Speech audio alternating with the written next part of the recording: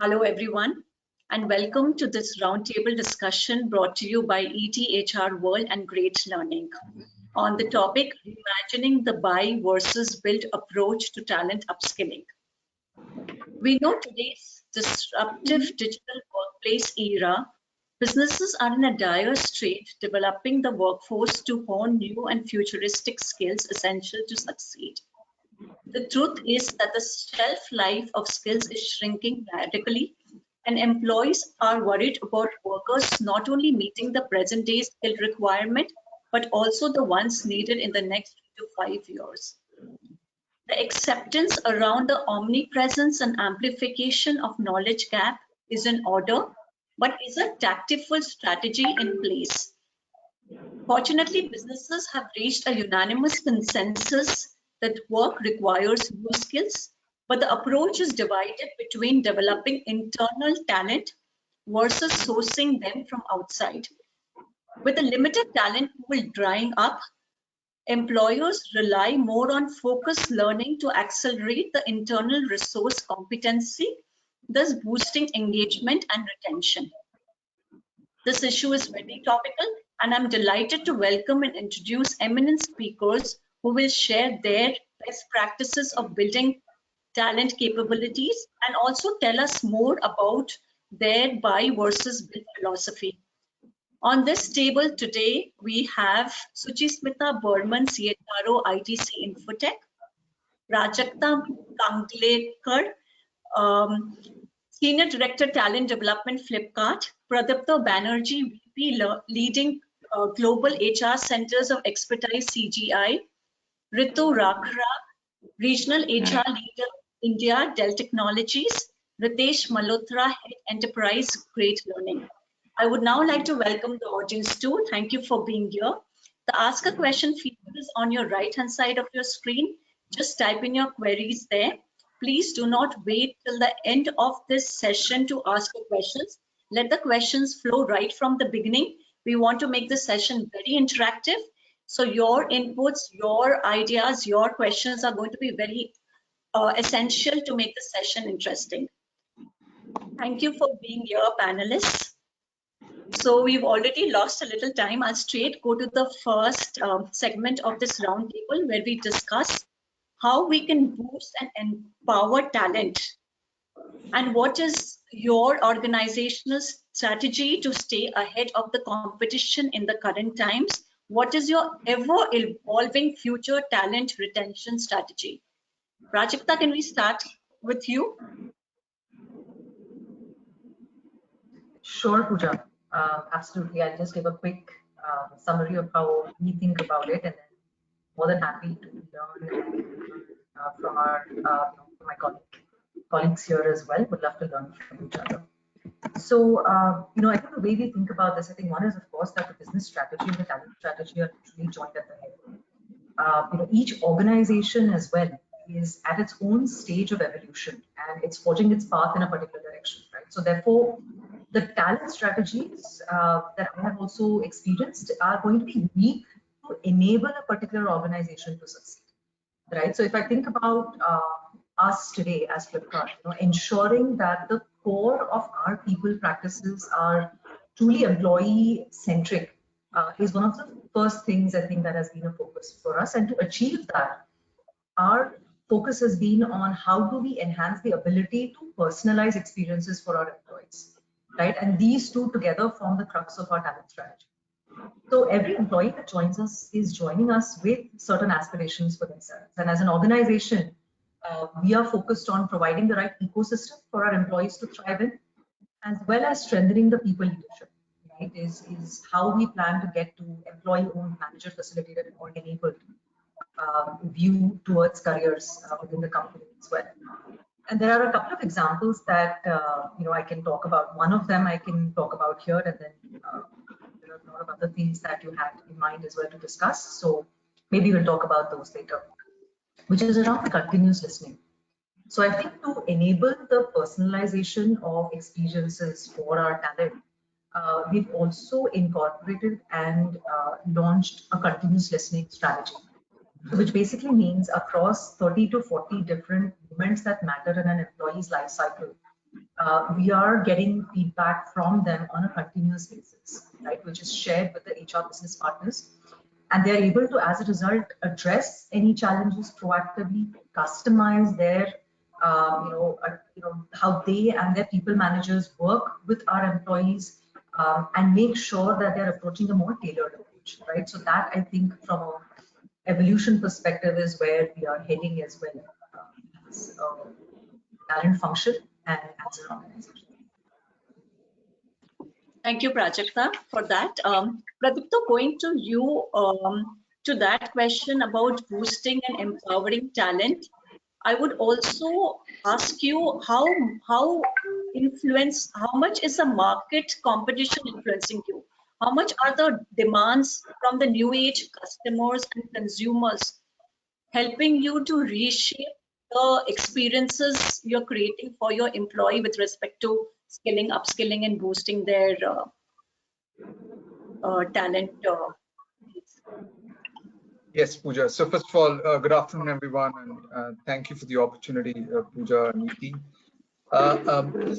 Just going ahead of what Prajakta was saying, the talent strategy is embedded with the business strategy, and given what is happening in the market, given what is happening with competition, sort of drives the business strategy, and that in turn drives the talent strategy. So that's how we kind of stay connected. As a company, CGI, we work in proximity with our clients, and by that I mean is not only we are close to the client geographically, but we're also close to the client in terms of what's shaping their industry, their ecosystem, and that helps us sort of get prepared to support the client and help the client win and grow on a consistent basis. So when we talk to our clients, we work with the clients to understand what's the technology advancement that are happening with the clients in their ecosystem, in their businesses, in their industries, and that helps us as a service provider, as a partner and an expert, to understand what's going on, and therefore sort of prepare ourselves or build readiness within the organization. Just a couple of more points. One, capability building or skill development is the ownership of the individual, of the employee, and we sort of motivate and empower our talent to own that piece, because ultimately individuals and professionals are responsible for their careers. And the second one is about facilitation, support, and that's where the organization comes in. That's where leadership comes in, and how our leaders and how us as an organization is providing the opportunity, the support that is required for capability building and skill development. And some of the things that Prajakta said are things that we also do as an organization, provide those opportunities to our members, to our employees. Pooja, back to you. Yeah, thank you, Pradipta. Suchi, going to you, how are you in your organization building talent pipelines and developing them with present day skills and investing for their future skills as well? How much are you relying on your internal talent versus partnering with other organizations? Even if you can share some insights on that. Sure, and thank you for that. And this is a great opportunity to learn from each other as well, because it's a dynamic industry. So I think I'll give a context, because everything that you're trying to arrive at a solution has a context, right? So now when you think about it as mid-sized organizations, or if you look at technology-oriented organization, what depends is what is the problem that you're trying to solve for, right? And if you really look at it, the stage about navigating in a situation, what's the context? So either it's a growth situation, it's a turnaround situation, navigating through a crisis. It could be any of those situations, correct? And in that situation, what do you do to be able to stabilize that and then thrive in that environment based on the organization strategy that you have should determine how do you think about talent acquisition, either internally, externally, and be able to build a pipeline. Now, what happens in a situation like ours, which is really a mid-sized turnaround story, the focus is really about how do I necessarily keep the talent that I have an advantage of because of the kind of work that we do. So as a result, your point about saying, do I necessarily always believe in our own internal capability to be able to build on talent? The answer is no. And that goes back to the point what Pradipta was talking about in terms of saying, I need to understand where the demand is coming from. And being absolutely clued on and understanding my client environment and what is my planning of a workforce, what is my succession planning, how do I necessarily actually gear up for some of those predictability from a delivery standpoint determines how do I necessarily look at my talent pipeline. So as a result, for me, in my organization, it is always like a 60-40. I will always weigh in 60% from an internal planning, and 40% is where I will actually play with saying, how do I really work with partnerships? How do I look at different alliances to be able to really buffer in the capability where I will not have the time to build capability internally because it's a response time to clients that I need to respond to. So that's the way I would summarize how you would go about a talent strategy of building talent versus possibly buying talent. Interesting, Suchi, and later we'll come back to you, and I would like you to tell me in details that the 60% talent you are, creating for future roles, how are you doing it? But Ritu, quickly, a word from you on this. So Pooja, first of all, good afternoon, everybody. So at Dell, we have a clearly defined people philosophy, what we call the ABCD of Dell, the people philosophy, right? Achievement, balance, connection, diversity. So within the achievement pillar itself, we very clearly have articulated our willingness as an organization to develop people, get them to perform, reward them, and get them to move on to the next roles. So right from the top, right from the people philosophy itself, we have the thought process and the culture really of developing people internally, ensuring they have an opportunity to succeed and achieve big, and then rewarding them and getting them to move on in their career, and so that they can meet their own aspirations as well. That's a very quick high-level view on where we are at Dell, and we can have a little bit more discussion on how we do it as we go along in this conversation. Sure. Thank you, Ritu. Ritesh, what is that? Where do you see you playing a role in, amongst various industries? If you can share your insight, because you are on the other side. You are the one who's creating modules and you are partnering with so many organizations. So what's your take on this? Sure. Thank you for getting us all together, Pooja. So, see, we enjoy this unique vantage point of, like you said, being on the other side. But we primarily work with companies through the gamut of their employees. So we start with freshers and right up to senior management. We help them develop talent. We also help them source talent. Right? So a lot of the demand that we see, particularly at this point of the year, tends to be for fresh talent. And the challenge for companies is that when you get them on board, they're usually quite raw in terms of fitting into corporate ecosystem, especially client-facing ecosystems. So we work with them to develop a lot of these freshers and make them job ready. And that's one large part of what we do. As far as lateral employees go, all companies, and you have some fabulous panelists, they all have targets when it comes to reduction of bench, minimizing bench, preparing people for their future, right? Increasing billing rates, etc. So we work on those charters with them quite closely. How can we help them reskill talent that they already have? Because our belief is that there is a lot of inherent knowledge that existing employees have, and that is priceless. And therefore, if we can help companies, reskill them or upskill them, as we call it, then that preserves the IP or preserves the knowledge for an organization and also helps them, helps the employees progress. So we work in that area also. So we have a lot of certificate programs. We have a lot of degree programs. We even do customized programs for organizations where we agree outcomes with companies and then basically deliver on those outcomes for learning. So we do a lot of that. Plus, we also have students of great learning, people who've on their own gone through our programs, right? And they are available for companies to recruit because a lot of them are looking for opportunities with large organizations. And that's another area where we work with companies. So we basically provide them skilled talent that they can readily deploy on projects. Thank you, Ritesh. At this point, I'll take one audience question. Somebody's asking which technology domains are should freshers focus on? So, Suchi, will you like to take this question? And we also have something we would want to know from you is for somebody who's wants to build tech skills, technology skills, because everything for the preparing oneself for the digital workplace. So, which are the particular skills that they should focus on for freshers and for maybe little level employees? All right. So maybe I will give an answer. Possibly, I don't know whether everybody will agree, but I believe based on our experiences, those are some of the biggest learnings that we are having from our campus students, correct? Because see, what is happening today in the campuses, everybody wants to learn the latest technology. Everybody wants to learn IoT, machine learning, artificial intelligence. Nobody, because what happens is you have to really try and understand what's happening in the campuses. Because students are extremely intelligent. They possibly know the basics of Java by the time they actually get out of college. So as a result, in their mind, the aspiration to learn Java is not there, right?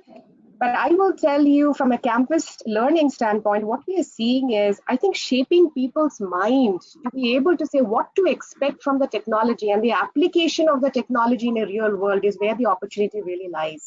And that's what I would encourage from a campus learning standpoint. If you have done Java, doesn't mean you know the entire Java full stack, right? Today, Java comes with so many combinations of Python along with so many other areas, right? So as a result, focusing on not just about saying about the latest technology, but understanding the basics of some of those technologies and how does it really apply in a business environment. And that's where the learning opportunity really comes in. Right? So from a campus standpoint, that's what I would say. The other element that I would say from a campus aspect is to focus on learning agility. Right? And this is something that is translated both in the campus as well as lateral hires and upskilling and cross-skilling, right? Because fundamentally technology will change. What stays is your learning agility. And I differentiate between learning ability and learning agility in a deliberate way.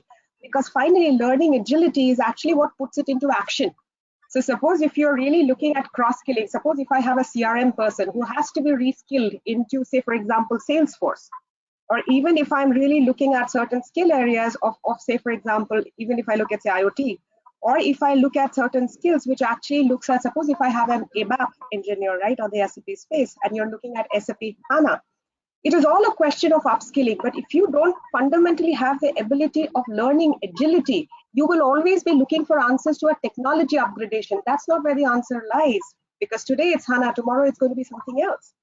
How do you necessarily ingrain that as a part of the thought process? How do you build critical capabilities is where the answer really is.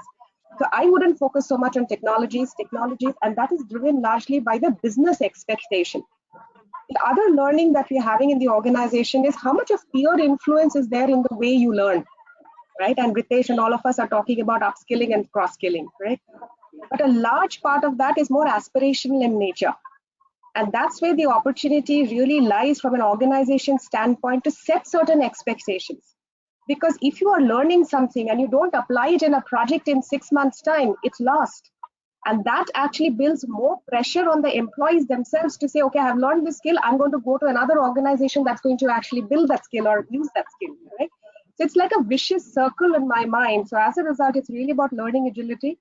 Technologies, like I said, it could be Java, it could be .NET. Today, even mainframe, right? What you could do with legacy systems and technologies has a huge opportunity. So there's no one answer to that question, Pooja. Thank you, Suchi. Prajakta, what would you say? What are the kind of skills you require when you hire freshers from the academia or the entry-level employees? So entry level, I think, Pooja, the way we are built in our technology organization. So Flipkart, as you can imagine, right? It's almost like having multiple organizations amongst us because our category organization is very similar to a P&G or HUL. Our technology organization is very similar to a Microsoft or Google. We have our supply chain arm, which is very similar to some of the other organizations like a DHL or so, right? So each of those actually require different types of skill sets. So I think I'm not going to be able to give you a specific answer on this is the one thing or these are the two things, because I think to build on what Suchi was saying, it's completely dependent on the business strategy. So from my business's perspective, what are certain skills, what are certain capabilities that they need? And how can I then leverage our campus hires to fill in those gaps over a longer period of time? Because I think campus hires, right, the most important piece, and I couldn't agree more, Suchi, with you, is the learning agility piece. For us, it's the attitude that matters the most. If you have the right attitude, everything else is learned, right? You think about the different skill sets. We have internal courses, we have the infrastructure, we have MOOCs, we have all kinds of things that you can think of that will enable you to learn. But inherently, what is it that you bring to the table that will make you successful in this journey is what matters at campus for us. So we do look for, primarily software development, the typical ones, right? Data science, analytics. We would have operations, so there's a plethora of things as Flipkart we would look for. But more than anything else, what matters most is the attitude that they bring. Sure. Thank you, Prajakta. Can I just add? Yes. Add something from our experience. And I agree with both Prajakta and Suchi. See, for this reason, in all of our programs for freshers, we try and have two segments. One is basically a lot of them coming from different colleges have different benchmarks of where they are on the tech scale. So one is essentially just bringing them up to speed, getting them all to the base level, which is just revising on the fundamentals and the foundations of tech. But the second part of the program on which we emphasize, which is a lot of project-based learning, real-life scenarios, case studies, and actual practice sessions, which help them recreate client scenarios. For that, we work very closely with business teams. And there is no other way to make the program more relevant for an organization, but to agree learning outcomes with business owners. These are people who eventually the freshers will report to. These are people for whom eventually the freshers are going to run client projects, right? And they know the business best. So it's very, very important to essentially tweak these programs to be aligned with the business requirements and outcomes. And that's how we essentially try and run all fresher programs. Ritesh, what if I may add, what we have also learned is that you talked about the business stakeholders who they would report into, right? Their level of engagement, of being able to give feedback to the students at that point in time, right? And that's possibly the culture part of it, which needs to be really focused on. If not, it just becomes a tick box activity, right? Where does accountability really lie to make that more a learning culture, right? And as a result, the orientation of the people who they would report into also needs to be actually worked around to make this completely successful ecosystem. Yeah, I think if I can add to that, I think one of the things, if you allow me one example. Sure. Oh, go ahead, Ritu. Please go ahead. Thanks. So we, pretty much like Flipkart, we have a whole host of businesses in India, right? Practically, what we look at when we look at Dell in India, it is a reflection of the global ecospace. I mean, there is every single business that you can think of globally, which has its presence in India. So there's no one skill set per se, but it's the whole, the softer side, which we also evaluate. We're assuming there is a given base. If you come from certain colleges, you've done certain programs, you've got enrolled in certain programs. So we really don't look as much into what skill set per se. Yes, we do, but that's one part of it. There are other aspects we look at, which is, customer focus, adaptability, learning ability, so on and so forth. A lot of the soft skills come into play there. In fact, when we hire campus, people from campus, if I look back at the data for the last 1 year, in the 18 to 24 month bracket of internal job postings, that is freshers who come out of campus, worked with us for about 18 to 24 months, 60% of our jobs internally are filled by these campus hires. So we don't go out to the market at that level. We are saying we'll get the campus hires with the right attitude, and I think somebody used the word earlier on, we'll bring them with the skills that they have. We will continue to impart skills that they need and get them to a point where they will move on to the next job with us internally and be successful there as well.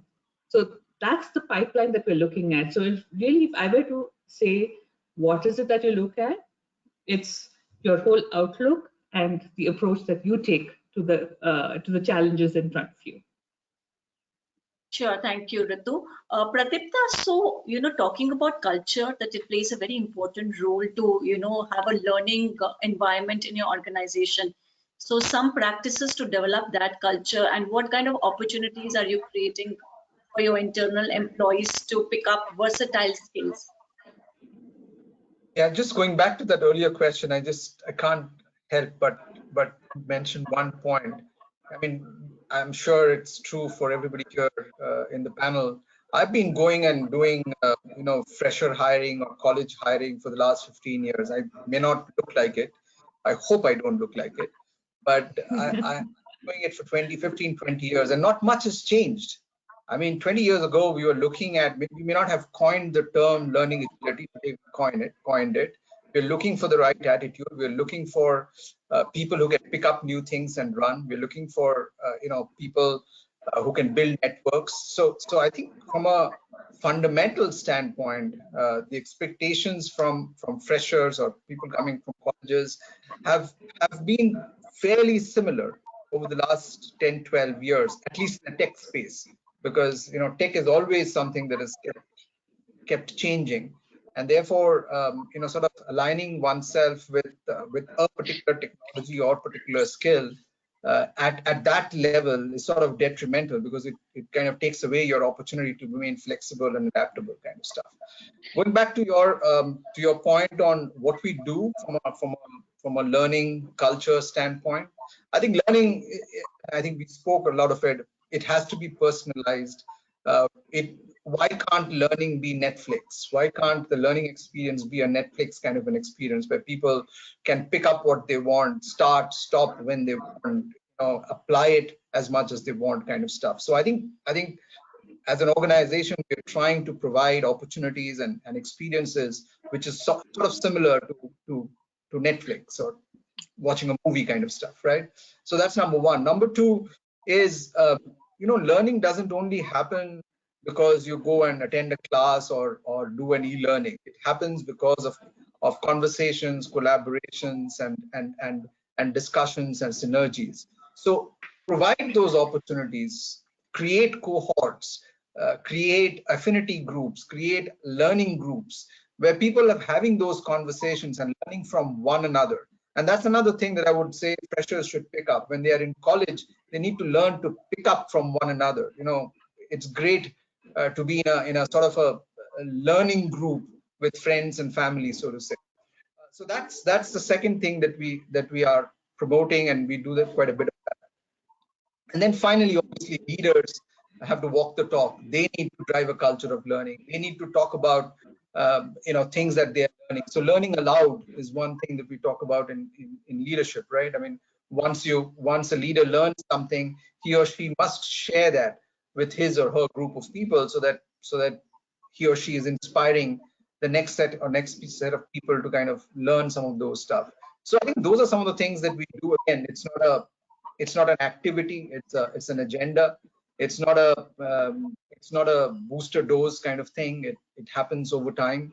And the idea is to provide those learning, provide those platforms. The idea is to provide the ecosystem that allows learning, and then finally provides opportunity to implement what you have learned, provide opportunity to do the things that you have done. So discretionary projects, extended projects, POCs, pilots are things that people do. So I think those are some of the things that we are doing. Again, learning is evolving. I don't think one size fits all, both from an individual and from an organization standpoint. And we are continuously learning from one another, from other organizations, what they are doing, so that we can evolve into those frames. Thank you, Pradipta. Ritesh, Pradipta mentioned, Netflix kind of experience with learning, and then he talked about, how you need to see what you've learned and how much workplace skills you picked up. So how are you kind of designing, these different modules of learning and giving different kind of experiences to the learners? That's an interesting point on which you brought me in. So let me first comment on on what we feel of the bite-sized or the self-paced Netflix type of model. We feel it's like this library. There's like hundreds of books at my place. My wife would have read 95%. I would have read just 5% of them, right? So our belief is that this self-paced learning and just giving people resource doesn't really drive outcomes. You'll have a very small percentage of people who are motivated enough to go through that content on their own, right? Human beings by nature tend to be a little lazy, just in the want of a better word. And unless learning happens in a structured, cohort-based manner where somebody is driving you as one unit, and Pradipta also talked about collaboration, people learning from each other, all of that happens only when a group of learners, in our belief, learns together, they move together, they progress together, and they're recognized together, right? So we in fact dissuade our partners from going the free-for-all library kind of licensing models. We in fact like to run very structured programs, which are a combination of some self-paced content, which learners use to basically brush up on concepts.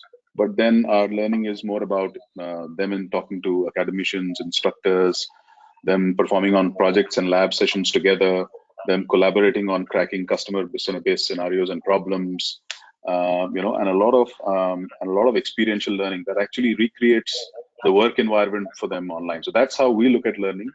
It's a little different to some of the other edtech players, but this works for us. That's a very interesting perspective, Ritesh. I mean, I really like the contrast that Pradipta and Ritesh have brought to the table over here. But in addition to the digital learning, right, which clearly two different points of view that we've heard over here, I'd like to share two other ways that we teach people at Dell. And it's really voluntary at some level, but it's also structured to your point, Ritesh. We have something called the opportunity marketplace, which is really the internal gig economy, where we're saying that you have your day job, and yes, we're willing to give you a little bit of leeway on that. In addition to that, you can actually go and apply for a role, do a gig with somebody else in the company, and spend X percentage of your time on that. So that's another on-the-job learning, Ritesh, which I think you're talking about in terms of getting them to do it on the job. Yes, it's self-driven at one extent, but it's more structured at the other side of it. The other thing that we do quite a bit is very formal mentorship. And when you say mentors, typically you think of older senior people mentoring younger junior people. That's not what we stop at. We're saying that you could be an SME and you could sign up to be a mentor. You could be a fresher from college, frankly, and have certain skill sets that you brought to the table, and we'd like you to mentor others on that. So this is again a very formal program that we've put in place, where people can enroll as mentors or as proteges and take it forward. So those are two other points I wanted to add to your overview that you provided, Pradipta. So if I may, Pooja, and Ritesh, I don't disagree with you. I think I agree with you absolutely. But it's a little contextual, and let me throw a controversy on the table for people to enjoy. I think our Indian system of education is a lot of push. We are pushed to go to school, pushed to go to college. We are pushed to stay in the first bench. If you're sitting on the last bench, that means you're not paying attention. Your parents push you to, at least my parents pushed me to, I'm a Bengali, so I have an additional duty, I was about to say that it comes with a very Bengali trait, yes. Yeah, unfortunately, so you're pushed to it, and so everything is a lot of push. Teachers push you to complete your assignments, and that's the environment we have grown up to. And suddenly when kids and freshers come from schools and colleges into the commercial or organizational ecosystem, they expect the push, they expect the structure, they expect somebody to tell them what to do, kind of stuff. And that's not so predominant. I'm sure it is, but it's not as predominant internationally.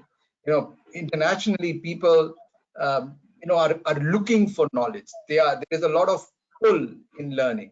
they are self-motivated to learn new things.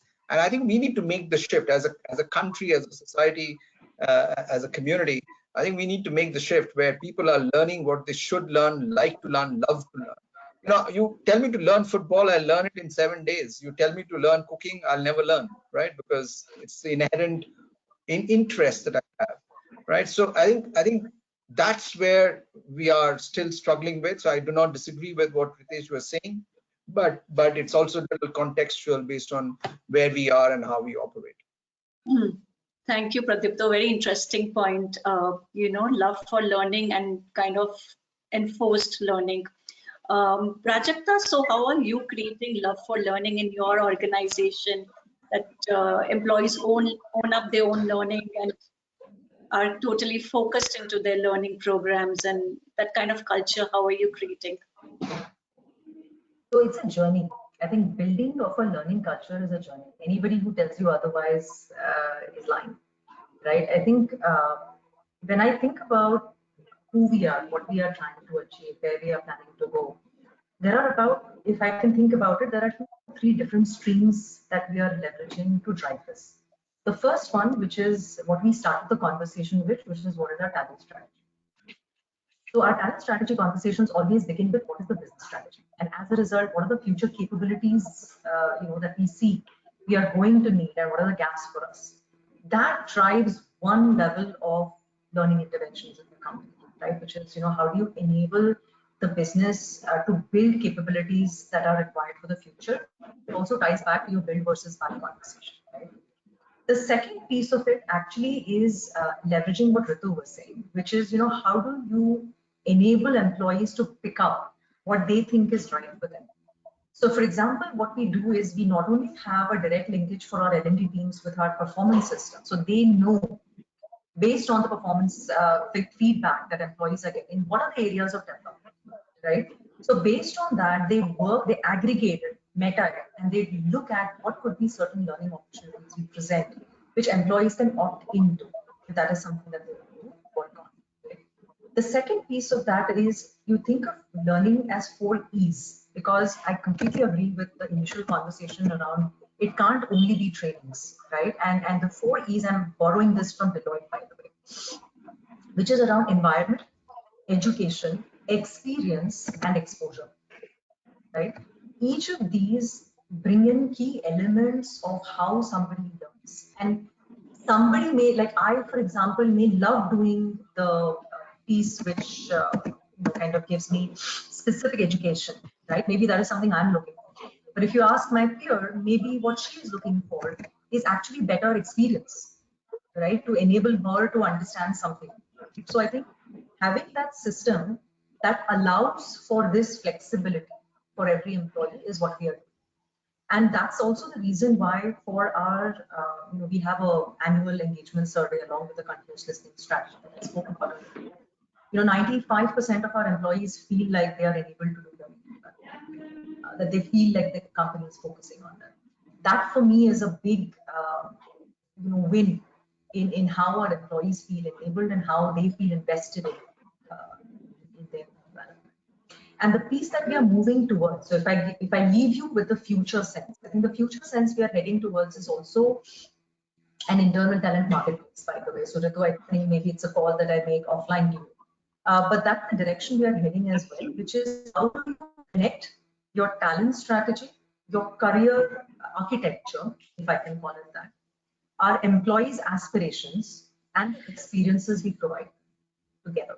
Because that's a beautiful way to kind of connect that and enable that ecosystem within the organization. Because moving forward, I think there is only so much spoon feeding we can do. It only works so much, right? I think if we are able to build that self-confidence, it'll help us. Yeah. You want to share a point on that?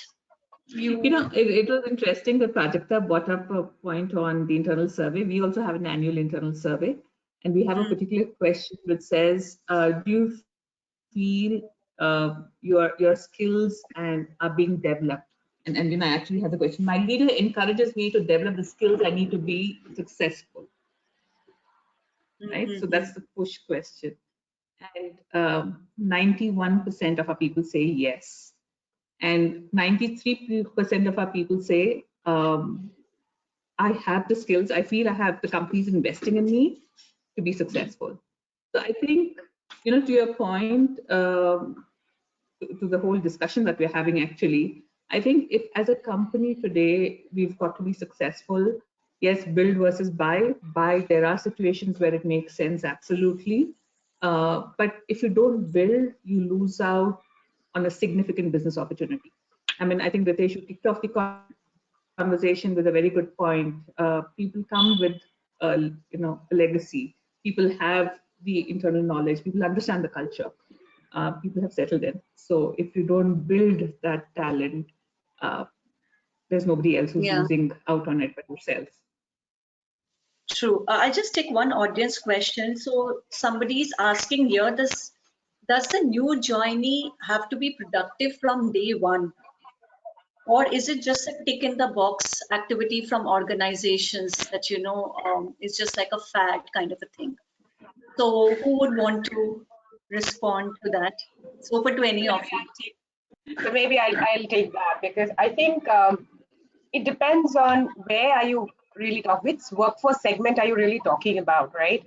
If it is really about campus hires, nobody is expecting them to actually be deployable or essentially even be looking at it from a billability standpoint, and I'm using that term intently from day one. No, but I think the intent is to be able to give them 2 to 3 months so that they're able to learn and then they become productive.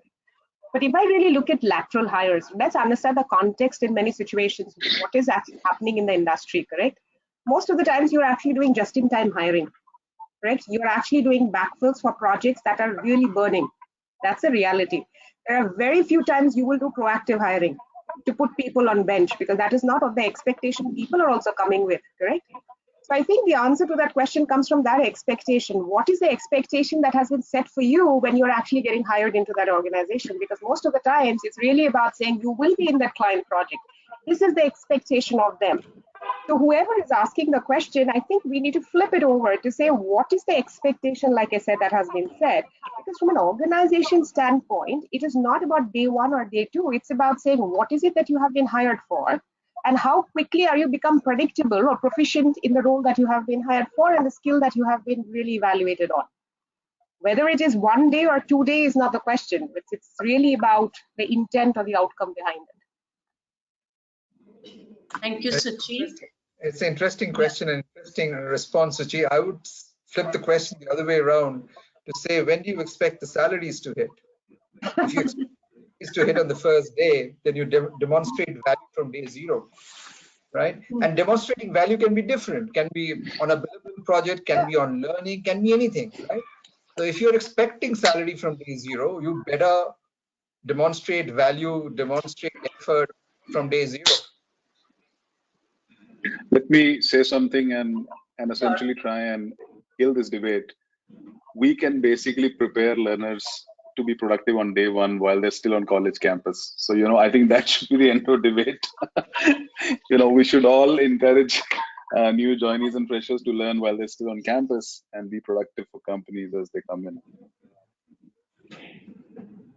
Yeah, thank you, Ritesh. So my next question would be that essentially when you require talent with a particular skill sets, and then if you want to hire from the market, it generally takes about 30-35 days to say the least. There has been a study that it takes 30-35 days to hire one single talent for a particular skill. And generally talent with relevant skills is available only for 10 to 15 days. So what is the business case of hiring external talent to building talent internally? Pradipta, your views on this? Truth be told, because we can't build talent internally fast enough, we go outside. I mean, that's the crux of the matter. Now, there are multiple reasons for it. Sometimes, our forecasting is not as good as it should be. We don't know exactly what we need, what the client needs. And therefore, we need to engage with our clients on a more consistent basis so that we exactly know what they need 2 months, 3 months, 6 months from now, so that we are building the pipe. So that's one. Second, it's not always possible to have, people moving skill X to skill Y, the movement from skill X or upgradation from skill X to skill Y, let's say take 6 months and we have only 2 months to figure this out. So I think it's a question of, supply and demand, and because the supply and demand doesn't meet always, there is a need to go out. Additional to that, and it's a good problem to have actually, additional to that, there are organizations who are growing. I mean, as in the IT sector across the globe, globally, organizations are growing between 8 and 20%, depending on which part of the spectrum you are, right? And therefore, there is a need to have 8% net new talent, or 10% or 15% net new talent. Now, it's for an organization to figure out whether they want that 8% from laterals, 8% from freshers, or segmented to say 50% lateral, 50% freshers. It's what the organization wants. So I think going back to your question, the need, the idealistic scenario, the utopia is that all organizations should be able to meet their next 30-day, next 60-day demand internally, and they are building a pipe for the future. But obviously that doesn't happen because supply-demand ratios don't always match. Thank you, Pradipta. Suchi, what are your views on this? I'll just add on to what Pradipta said, and I'll build in the business context to it, right? So many times we actually, like I talked about, we go and buy talent externally. It is also based on what value chain of the skill or the technology that you are in and the client expectations on that, right? And he talked about the timeline that you take to be able to build on that talent. And many times the expectation from the client is about experiential learning. Put people who have experience on that technology, who have worked on a similar skill set, understands what I'm talking about. Now, what happens is that when you have people, and this is what we have experienced as well, when you're cross-skilling and upskilling people, but you don't necessarily have a shadow project that somebody's possibly worked on to showcase the experience, it becomes that gap sometimes which becomes a trigger for external hires. One is time and the applicability of skills. So these are the two areas that we would definitely say, which is the value chain of the skill sets, the timeline of deployability, and what is it that you're expecting from a client standpoint, which actually drives some of these decisions. And that's why I go back to the point of saying all of this actually starts with your workforce planning. And there are dependencies around that, because how many organizations, if you really look at it, whatever, and I'm talking about service organizations, right? Product organizations, you have things much more within your control and you can actually plan your pipeline better. But in a service organization, you would possibly look at kind of projects which are like possibly 6 months, 9 months at best, right? You also have different kinds of projects. So all those have to be kept in mind when you take some of those decision points. Thank you, Suchi. Yeah, Ritu? I think both great points of view, and absolutely agree. With all the reasons that you've articulated. The only one other reason that I will add is sometimes you deliberately go out and hire, right? You want fresh blood, you want to drive innovation, you want to change the mindset, you want a fresh pair of eyes and fresh thoughts. So I think those are also very specific instances, in addition to what you've articulated, where we would go out and hire. And it's all for good reason. Sure, thank you, Ritu. Prajakta, any point you would like to add to that, or any thoughts on this? So one I will add to that is it also depends a lot, because I've seen different organizations at different maturity stages. It depends on how mature your organization is. It depends on how fast you're growing. And it also depends on the leaders that you have. How quickly are they able to scale up, right? So that I think would be, because in a more steady state organization where growth is a certain percentage, you've had time to build succession, you may not need to go out as often. But if it is the former that I was talking about, it also depends on that. That's the only other element I'll add in future. Thank you, Prajakta. There's a question for you, Ritesh, from the audience. How does Great Learning engage with organizations for talent transformation projects? What role do you play, and what role do you play for HR, L&D organizations, L&D functions within organizations? No, that's an interesting question. I think to answer that, we probably need to start with a point as to what makes a successful learning program for an individual or for an employee. And our belief and our experience tells us it's the following three things. First, how closely is the program curriculum linked with what these learners are expected to perform as their job on a day-to-day basis? Right? The second is how closely, in terms of experience or delivering that program, how closely can you replicate actual project scenarios or client scenarios? And the third is how rewarding is this investment of time and energy by a learner going to be for his career progression in the company? Right? So we see that successful programs are made of these three components, and none of these three can be done by us alone.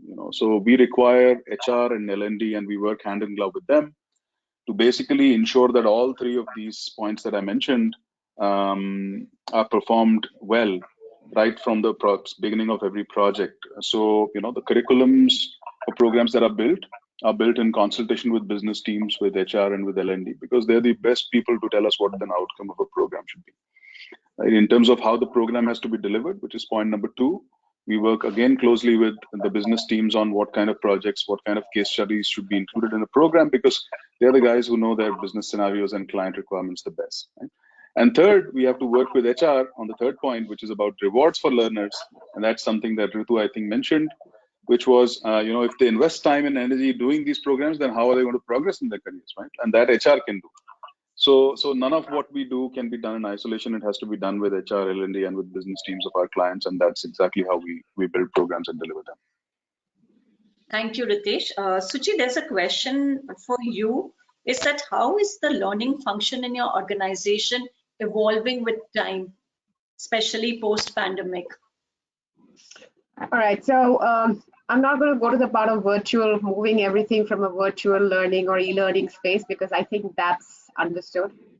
But from a learning function capability itself, people are going through their own learning journey, and I'll explain why, right? Now that we talked about self-paced learning, your ability or the learning function's ability to measure some of that effectiveness and the level of engagement to stay committed to that learning process is where some of those level of engagement is actually happening with the learning. So essentially being able to showcase, here's why you should focus on learning. And at the end of the day, employees own their own careers. Now, how do you necessarily communicate some of those messages is becoming an additional responsibility from an engagement standpoint for the learning professionals in the team, right? The other element is in terms of curating content, right? So a lot of my team members actually, when you're talking to the partners or when you're even trying to look at the business need, the amount of design thinking they're having to build in is far more than possibly what they did 1.5 years back. And that's because business is asking them to actually bring in a relevance of, if they are being pushed to talk to their clients, our clients as well. So for them to be prepared for those conversations, it's not about functional knowledge. It's not about how will you deliver a program. It's about saying, how will you help me integrate better as an organization, right? So it's a different kind of a conversation from a business application standpoint, design thinking standpoint, engagement to push the learning agenda and make people own that as a part of their career journey. Suchi, Pradipta, there's a question for you. How important are your clients' clients when you are, talking out skills that your employees require? Absolutely, it's a very good question, and that's one thing I think organizations across the world can do more. And as a company, we do close to 1,700 interviews every year with our clients and clients, just to understand what's happening in their ecosystem, in their technology landscape, for us to be prepared to support them, and actually that kind of builds into our plan. So every year we sit. These are sit down interviews, and I'm talking about pre-COVID. Obviously, now it's sort of virtual, but hopefully we'll get back there. But these are serious conversations done once a year, looking at the client's business roadmap, and then figuring out how we as a customer, we as a partner can support them. And we go down to brass tacks in terms of technology landscape, in terms of large projects, large engagements, and how we can help. So I think it's a very good question, and we do a lot of that. And bear in mind that we work with governments across the world. We work with NGOs across the world. So some of those clients are really end citizens, and sometimes end consumers kind of stuff. So it's a very plethora of inputs that we sort of collect, and then we try to decipher all of that and put it into the plan. But that's a fundamental thing that we do, every year, an annual basis between July, August, and September, and then kind of put that into our business plans. Thank you, Pradipta. Ritesh, what about you? Do you also have to look into your partner organizations, clients, if you're doing a specific learning, partnership with organizations? What are the emerging models you are creating for different organizations? Yeah, see, for us, it's, the success of a program as well as probability of working with the client again for more projects depends on how successful eventually we can make their learners in client scenarios, right? In most cases, that's the case. So we naturally try and understand as much of the client's business as possible. In fact, with one of our partners, we are also working to train their end customers as part of a transformation deal. As part of IT transformation deals, nowadays large IT organizations are not just picking up transformation, but training the end user of that transform project or platform also is a part of their deals in many cases. So we are training their end customers, right, in North America. So for us, it's very crucial.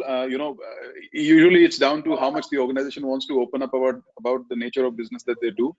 The more information we get, the better the chances of us changing or tweaking the programs to suit those scenarios.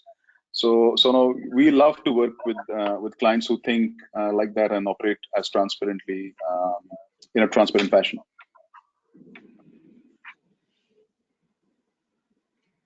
Thank you, Ritesh. So there's a question for you. How important is learning to retain employees? Sorry, you cut out there. Who was that for? This was for you, Ritu. How important is learning to retain employees and give them better employee experiences? Absolutely. I think learning is one. I mean, you can have free meals and do employee engagements. You can do compensation. Somebody will always up that. But if there is somebody who feels that the company takes care of my learning and develops my capability to be successful on an ongoing basis, somebody who invests in my career aspirations, I think that is what drives retention. And I'll give you an example, right? So I've been with Dell for 17 years. I've had 7 large jobs at leadership levels at Dell, right? So you will, and I'm not an aberration, by the way. We have a number of leaders who, been here for many years, who clearly felt that the company has contributed to their growth, and they've stayed on, they've contributed back, and we've grown the organization together.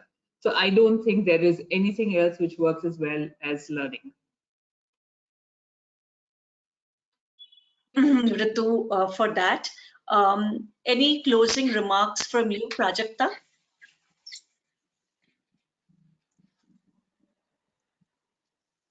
I think Prajakta's not been able to hear me. A closing remark from you, Suchi? I think what I would say is, as far as buying and building talent is concerned, it is always a journey, and it is contextual to the business situation or the environment is in. But I think that is not within anybody's control, right? It's a context. But what is within our control is to keep ourselves really relevant. And being relevant and staying relevant is what we should focus on. And it is not just about the technology, it's about the learning agility and knowing what is the direction. And I think, Ritesh, what you mentioned is in terms of, and I like that approach, is really creating allies, people who can actually support you in that journey, right? Taking some of that feedback. And that is what is required, because everybody is struggling and doing a lot, right? But how do you make that an effective journey? is where the story really lies. So that's what I would focus on. Thank you, Suchi. Pradipta, any closing remark from you? Yeah, so it is not build versus buy, it's kind of build and buy depending on where you are. And I think Suchi mentioned learning agility. I think that's the key. I mean, I'm assuming that all the folks that are participating understand cricket. Cricket, they say that form is temporary, class is permanent, and in that way, learning agility is something that will hold us good regardless of where we are, whether we are a fresher out of college or 20-year veteran in a company. So I think we should all focus on that, learn something new every day, and hopefully that will keep us in good stead. Sure. Thank you, Pradipta. Before we close, Ritesh, one word on you with respect to buy versus build. Do you agree with the panelists when they say it has to be buy and build? It cannot be in exclusiveness. No, it has to be a combination, like all panelists said. But I'll tell you what I always advise people whenever this question is posed to me. I always say that successful programs are made of high quality content. How you deliver that content, which is not easy to do or manage at scale. And ultimately, the third thing is what I said earlier. How is it tied to outcomes for people within organizations? And so if you believe that you're in a position to constantly be on the cutting edge of high quality content, which is built with universities, partner schools, academicians, then by all means, please build it. Otherwise, there are alternatives available in the market, people who do it for a living and might as well use them. On the point of delivery, my recommendation always is that managing big scale projects, whether it's freshers or laterals, it's cumbersome to manage learning journeys and transformation projects, right? So if there is a partner who can invest in putting the right layers, be it program officers, be it account teams, be it learning consultants, then please use them, or try and replicate the structure and learn from it. And eventually, the third question, which is more of a financial, third point, which is more of a financial point, is what's more economical? Is building all of this capability internally versus sourcing some of it from outside? What's economical? So I would say these three parameters put together should give the answer to the business case of whether one should buy or build. Sure. Thank you, Ritesh. Prajakta, any closing remark from you? You're on mute. Yeah. No, we cannot hear you, I think. She's saying that she agrees with everything that we said. Okay, that's great. I think then I'm sorry. You must be saying you can't hear my voice, it's okay. As long as you can see her, she's fine, she says. Ritu, any closing remark from you? No, I think very well summarized by Ritesh. Clearly, there are a lot of factors which play into the build versus buy. And he summarized it very well. I think the financial part also, which we didn't refer to earlier, was a good point that you brought in here. So yes, there are horses for courses, and you'll have to make a decision on build versus buy as you go along and deal with the environment that you're in. Thank you, Ritu. So there are different courses for different horses. We'll end with that statement, and it's very circumstantial. You can't stick to one philosophy. Agility is the key word. And with that, thank you for joining in for this roundtable. We've had great insights from you, and we'll continue to learn from all of you. And please, be in touch with our Economic Times HR. Well, thank you so much, all of you. Pooja, thank you for bringing us together. Yeah, bringing us together and moderating it so well. Thank you for that. Thank you. Thank you. Bye. Bye, everyone. Bye.